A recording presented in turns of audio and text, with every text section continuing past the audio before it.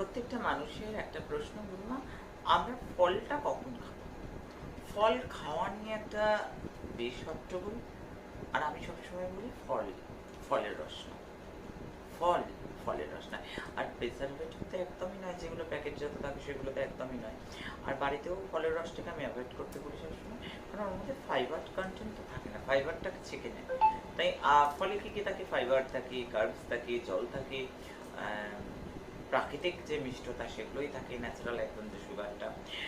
তবে ফলে খেলে অনেকে ভাবে অ্যাসিড হয়ে যায়, ফল খাবো না, ফল খেলে অম্বল হয়ে যাবে, ফল খেলে অ্যাসিড হয়ে যাবে যে কোনো সময়। আমাদের শরীরে যে হাইড্রোক্লোরিক অ্যাসিড রয়েছে তার অনেক পাওয়ার, ফলের যে অ্যাসিড আছে তার তুলনায় অনেক বেশি শক্তিশালী। তাই আমি বলবো তোমরা খালি পেটেও ফল খেতে পারো। তোমরা সকাল 10:30 থেকে 12:30টার মধ্যে ফল খেতে পারো।